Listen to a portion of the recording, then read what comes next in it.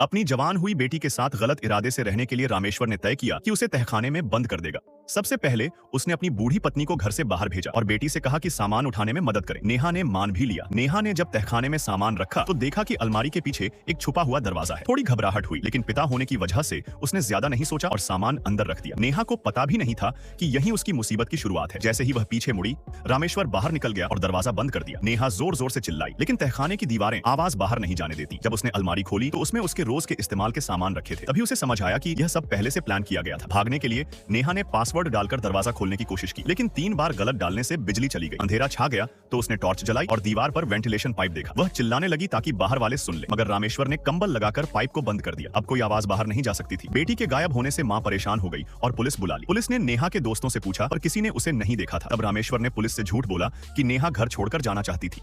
Police ने सोचा वह खुद लौट आएगी और मामला खत्म कर दिया। रात को रामेश्वर फिर तहखाने में आया। नेहा ने मौका पाकर उसे धक्का दिया और बाहर निकल गई, लेकिन बाहर एक और पासवर्ड लॉक था। रामेश्वर ने उसे पकड़कर फिर कमरे में डाल दिया और धमकी दी कि अगर वह बात नहीं मानेगी तो उसे खाना नहीं देगा। नेहा 21 दिन तक बंद रही। उसके 18वें जन्मदिन पर रामेश्वर ने उसे केक दिया और कहा कि लाल ड्रेस पहन ले तो उसकी एक इच्छा पूरी करेगा। नेहा ने ड्रेस पहनकर घड़ी मांग ली ताकि समय देख सके, लेकिन रामेश्वर ने उसे अपने पास बुला लिया। 38वें दिन नेहा ने टिन के ढक्कन से हथियार बनाया और रामेश्वर पर हमला करने की सोची, लेकिन रामेश्वर ने हथियार छीन लिया और उसे दीवार पर फेंक दिया। समय बीतता गया। नेहा ने वहीं बच्चा जन्म दिया। पहली बेटी बीमार थी और दवा लेनी पड़ती थी। 4 साल बाद उसने दूसरा बच्चा जन्म दिया जो भी कमजोर था। 7वें साल तीसरा बच्चा हुआ। जगह कम होने से उसने रामेश्वर से कहा कि एक बच्चे को बाहर ले जाकर मां को दे दे। रामेश्वर मान गया और बच्चे को दरवाजे पर छोड़ दिया। बारिश के मौसम में तहखाने में पानी भरने लगा। नेहा ने मिट्टी खोदकर छेद बनाया और टॉर्च से मदद मांगी, लेकिन पड़ोसी ने बात रामेश्वर को बता दी। रामेश्वर ने उसे बहुत मारा और उसका बच्चा भी मर गया। 18वें साल रामेश्वर पैसों की तंगी में आ गया और पाइप से गाड़ी का धुआं कमरे में छोड़कर सबको मारने की सोचने लगा और छोटा बेटा आ गया